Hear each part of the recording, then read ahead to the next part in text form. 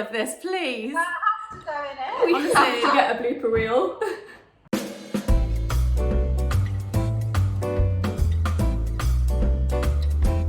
Hi guys, how are you? Hi. Hello. Lulu, I like your acai. Oh, thanks, Livia. It's nice, isn't it? So it hasn't got the polar neck and the long sleeve because it's so boiling at the moment. I know, Rosh, look, I've got like full Allighieri on. I love that you're wearing that.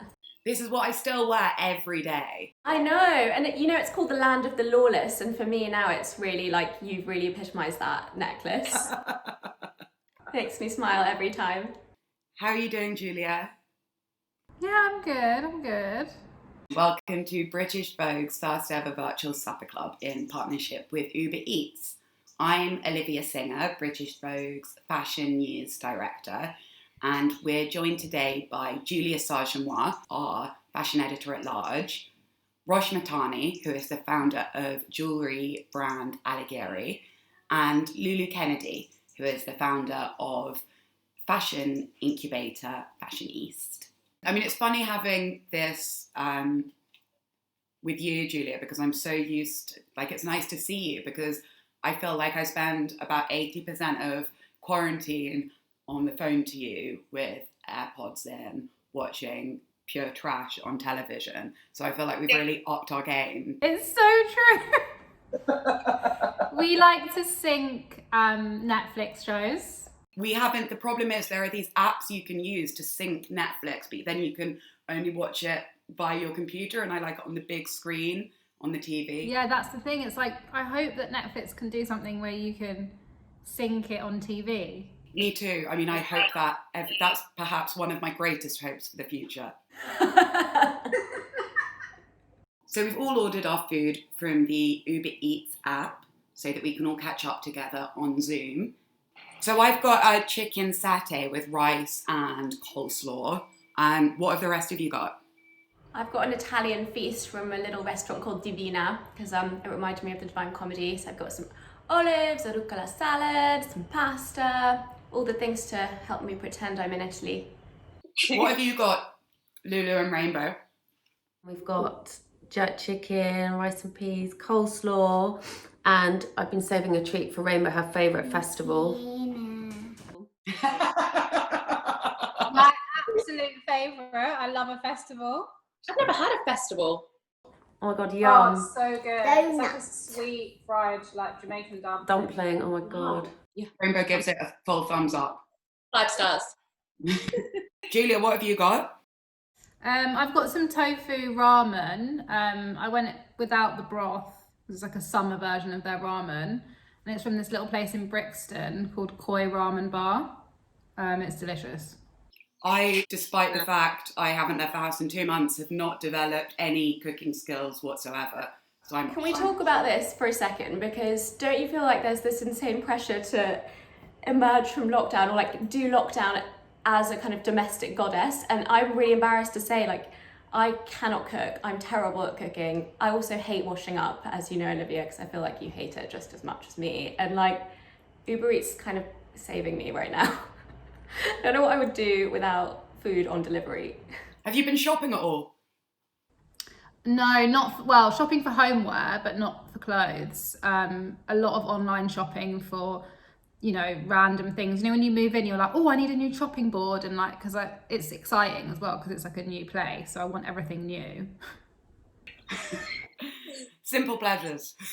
I know, but it makes me so happy. But also, I have now so much time to actually research like what's the best shopping board.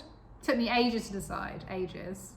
That's the nice thing about being at home so much is, you know, so many of us travel so much for our jobs that it's really hard to like nest. And so I feel really lucky because I moved in just before quarantine. I mean, since I moved into this flat, I haven't left. Do you think that we'll be traveling less in our jobs after lockdown? I mean, I know there are a lot of conversations at the moment about everyone using this time to think about how we can, I don't know, stop the frenetic pace of the industry and slow things down a little bit. Do you think, Julia, that there will be any long-lasting impact on the fashion industry after this? Yeah, I think it's really hard to to like predict, obviously, but I do think there will be an impact, and I think travel will be probably limited. And I think we're finding different ways of doing things, which, you know, I wonder whether some of those might stick. So it'll be interesting to see what happens.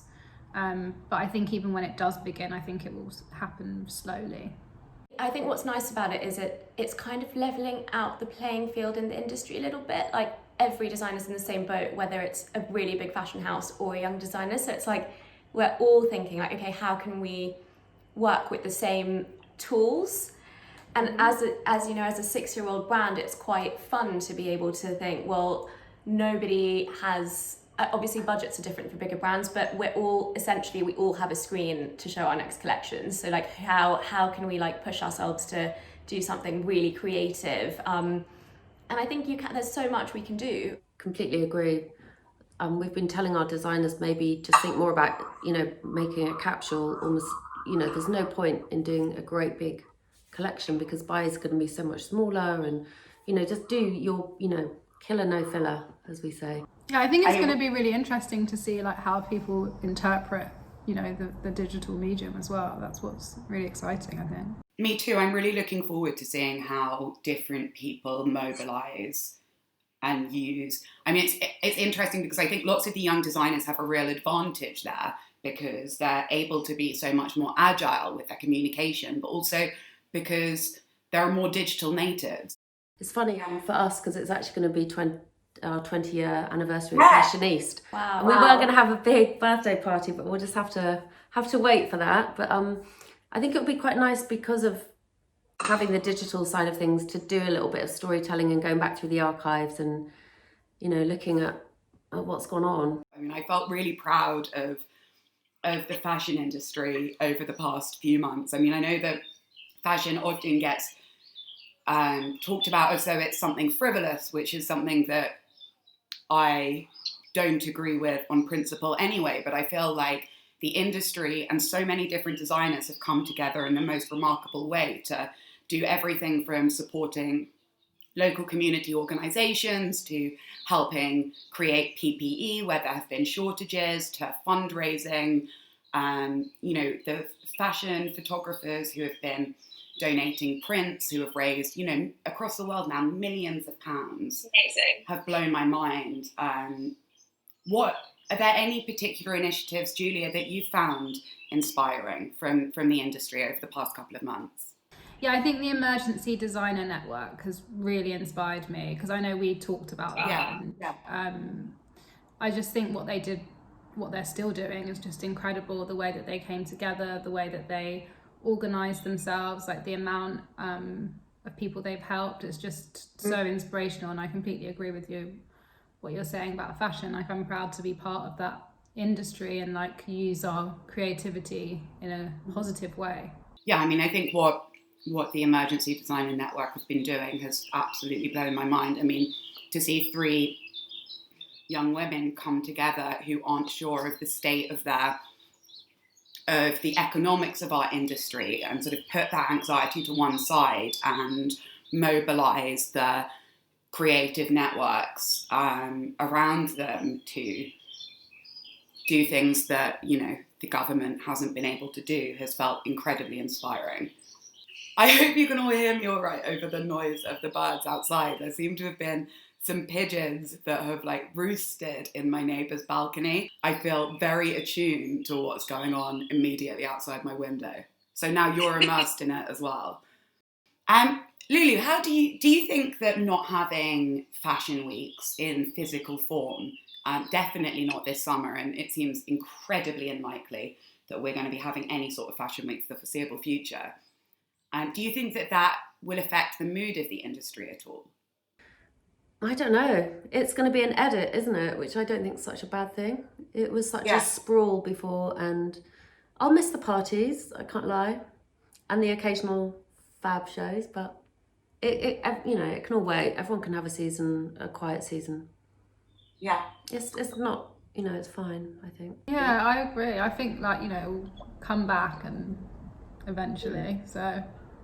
It's going to be interesting. A lot of our designers, while they've got this time, are focusing on making their own channels to sell on. And Rosh, that's something that's been a huge part of your model for ages, right? I mean, you have a So lucky that we have that, because I think that's what's like allowed us to grow and sustain ourselves. I mean, really lucky in our category that it's easier to do because we don't have to, you know, it's jewelry. I don't have to invest in all the different size SKUs and the colour SKUs, and returns rates are always lower because there's not the same question of fit. So I've always been lucky, but e-com for us, like directly relating to our customers and selling directly, has been the really like the backbone. So it's really nice to see some of my friends who've relied on the wholesale model to like be given this time to make their own channels, because it's a game changer for your business, I think. Now, one of the things I most enjoyed was Tuesday night when I had a dance party by myself with my AirPods, and the next thing I knew it was 2 a.m. and I'd had a really, really, really good time. I think reconnecting with myself, it's been fun. I think it's really right what you said earlier, that, you know, there's like this real pressure to be operating at your most like cerebral and creative and right now, and actually it gets to the, you know, it's a really difficult time, so when I want to switch off, I don't necessarily want to read Proust, I want to watch Skin Wars with Julia.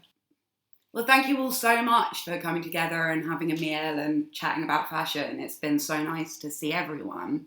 It's been so nice to eat together. It's been so nice not to have to cook. So nice not to have Rainbow complaining about my cooking. Bye, guys. Bye. Bye.